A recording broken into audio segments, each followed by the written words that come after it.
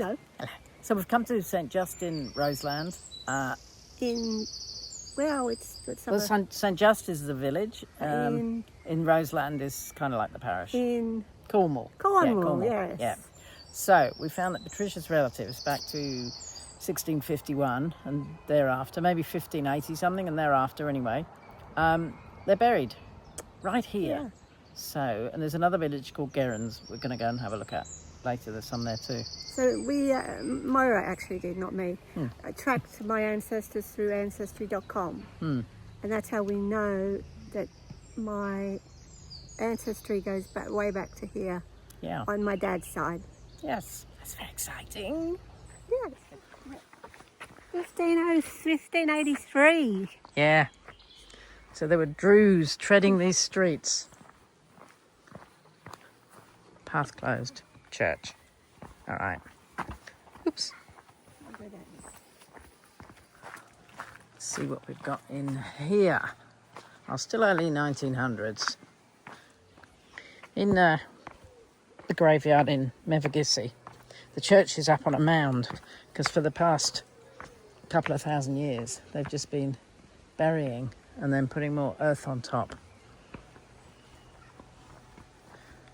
And still here with the grave for 15-something, 1583. Yeah. We would have maybe dug it up and... It's certainly one of the loveliest. I think the bamboo might be recent. It's one of the loveliest cemeteries I've ever seen. And there's the church. 1902. We're getting a bit earlier. There's some oldies looking up there. We'll go see what it says in the church, I think. Yeah, I remember. What? Joseph of Arimathea, Jesus' uncle, visited here. So I'm going to have a look. They're a beautiful view for the rest of your days. Yeah.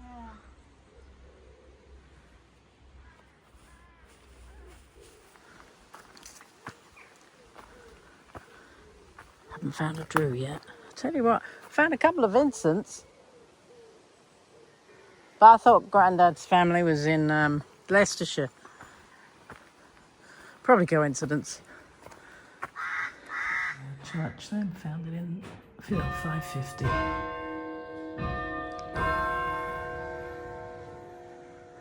So Saxons took it from the Celts in 950.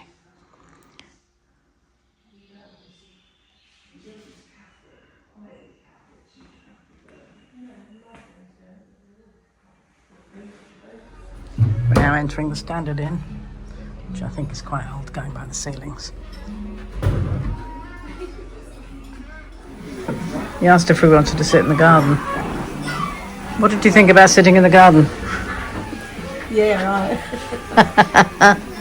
So, his ancestor, Thomas Drew, born in this very town of Gerrans in 1582. Yeah, around then. Yeah, and this building, I just found out, was in existence in the 1500s. So, chances are... And it was a pub back then. Yeah, ancestor would have been sitting in this very pub, perhaps in this very seat. Maybe. Yeah, having one of these. It's a strange looking half pint, isn't it? But anyway, yeah. Amazing. Amazing. Amazing, amazing. Are you feeling like in touch? I'd like to see the grave. Yeah, I'll have a look. We looked at St Justin and couldn't find any, but then it was fairly packed. In 1600s, they would have been way back or down under. Yeah. Yeah, so we'll have a look here. But anyway, feeling the vibe. So we've come to St Gerrans Church to find evidence of Druze, because they were here too.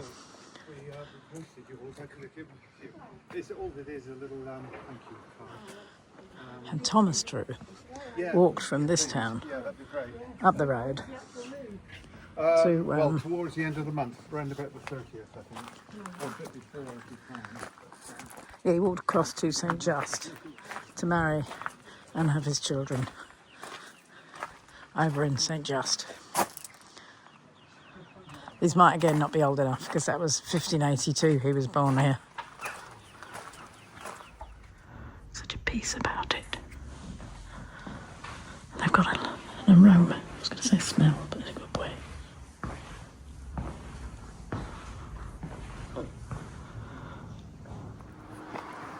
We found Joseph Drew and Mary Drew. They're buried together. All we've got to do is find the section. Getting excited. We found the section. We've just got to find the graves or the stones.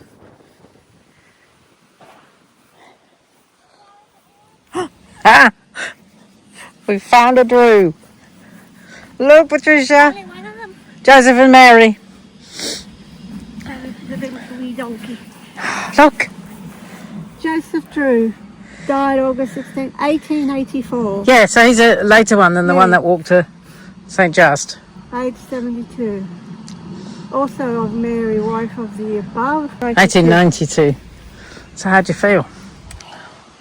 It's like it's proof that you exist. You know what I mean? It's just like, Yeah, there they are. Yeah, there they are. And this is her. Oh, And Mary's here. yeah, they're together. Very excited. I'm going down to meet my cousins. Should be arriving any minute. So Sharon and John we saw last year, but Maxine we haven't seen since, when was it? 25 years. Maybe. Yeah, 2004. She went to Canada and we went to Australia. It's very exciting.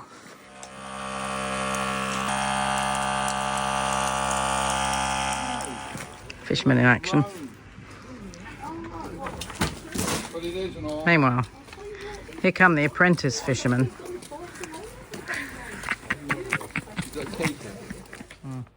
And this is Maxine. She wants a photo with a fisherman to take back to Canada. Looking lovely? Oh, nice. So Maxine, I see you found the essential food shop, and Patricia. So have you got all your essential food groups? Yep. Yeah, P? Yep, okay. So, survival mode. Here we are, live from the harbour. In this version of Hitchcock's The Ducks. Over there. I'm going to cross the causeway. Oh, just there.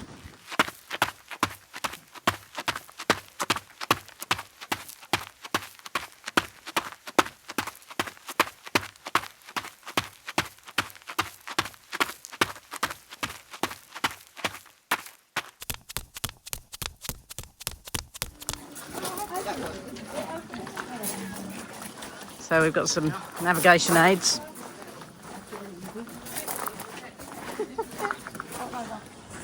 After some refreshment, we'll be heading up there.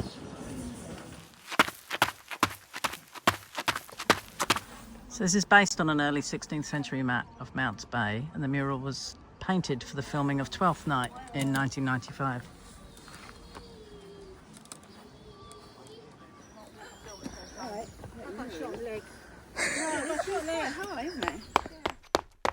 And still they went on, climbing the Mount of St. Michael. So if we look through the rectangular window, we can see the flag.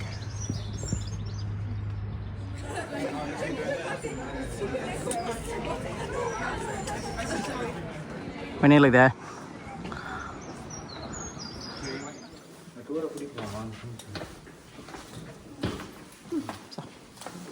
Hobbit door.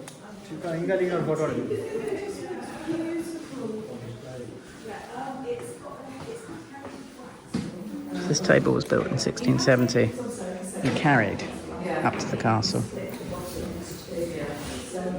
Chairs were about 100 years later and built here. So the gardens are closed because the family still live here, and so they use the gardens at weekends. Look at that, it's beautiful. And there's is the east wing that's kind of bolted on somehow onto the rock down there.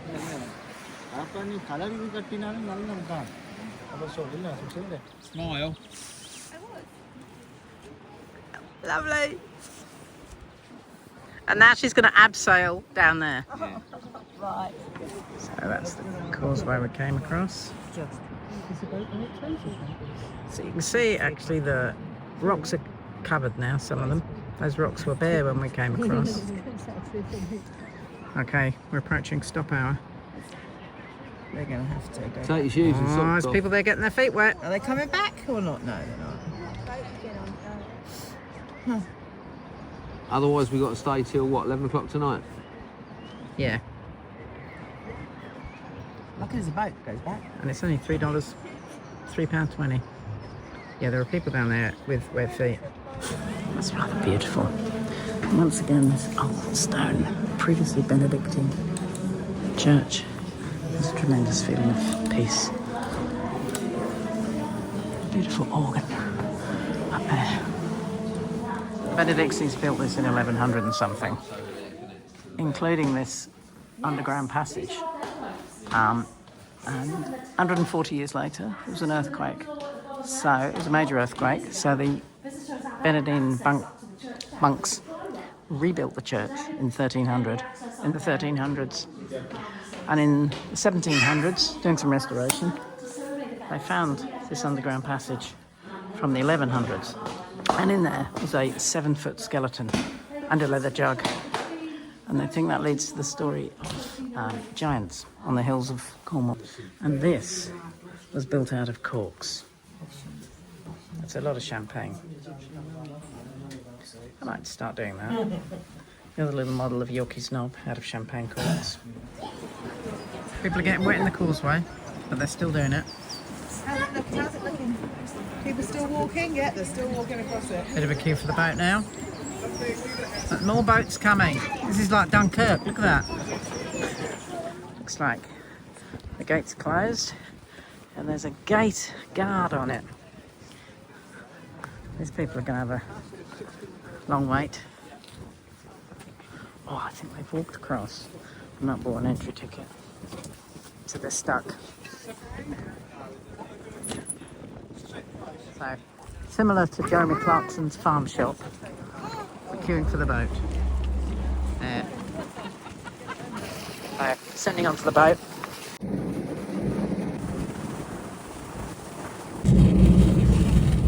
So, here's the causeway now.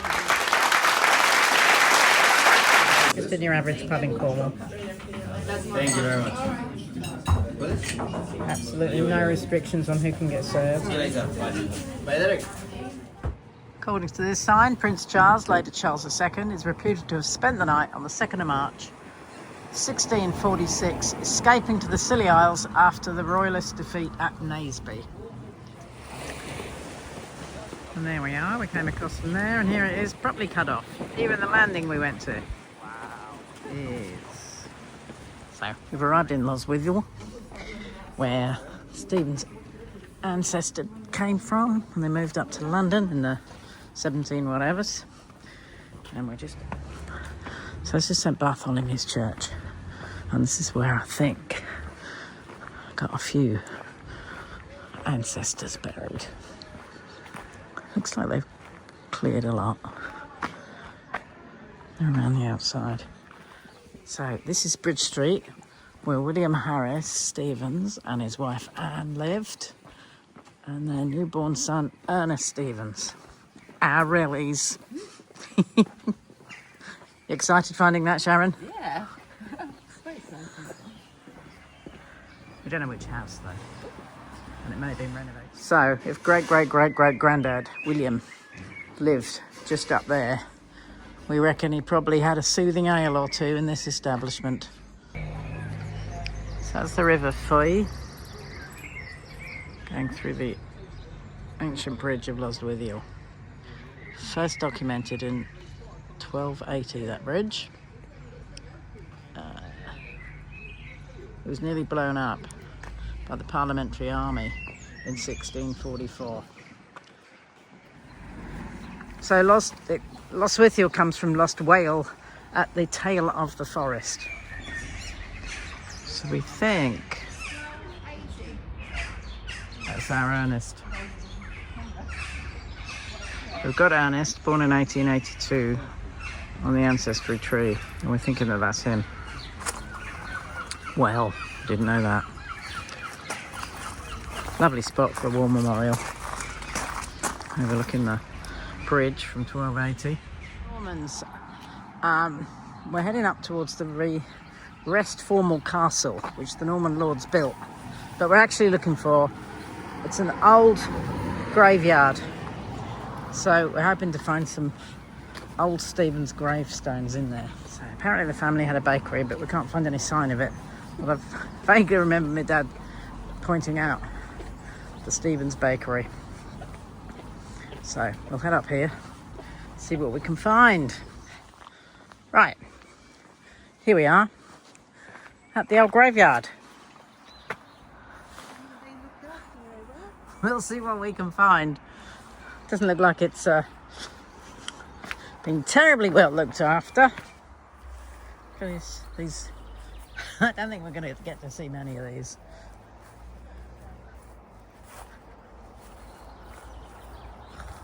It goes way back into the woods.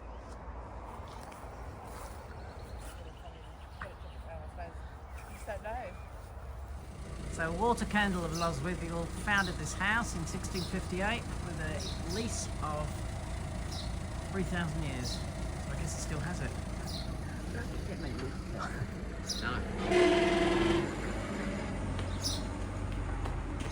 So we're at Polperro, and we've had to park at the top of the hill and walk down into the harbour village.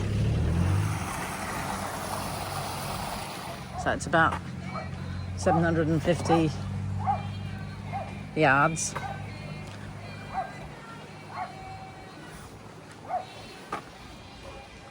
£50 in there. 50p. That's 50p for the toilet. That's 10 bob. So we're still making our way down. I think we're close.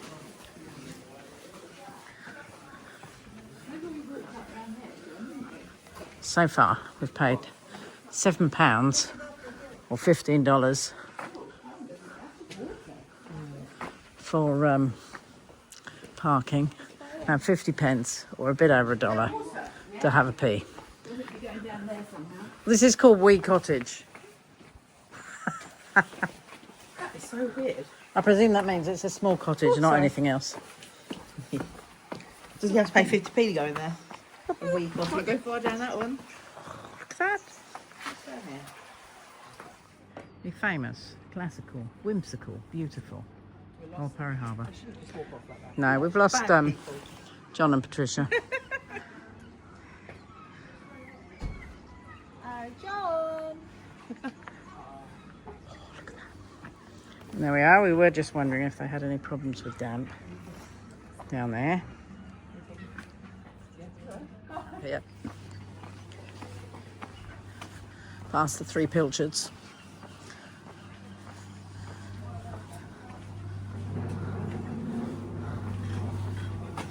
With its rooftop terrace. And we're continuing up here.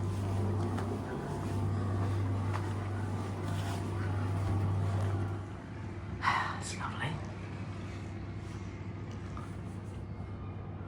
Beautiful village. Hopefully, we're heading down to the famous Blue Peter Inn. Oh, I think we might be. There it is. Blue Peter Inn, haunt of smugglers and fishermen. And us. It's the little cove coming into Polperro. It protects it. So Polperro is a 13th century village, and smuggling, as you can imagine, has played a big part here. They even had their own money at one point called Zephaniah Job. I don't think it lasted long. Probably lasted as long as Mevagissi's money. It didn't last long either. And there's the actual smuggler's cave that they used. Very handy.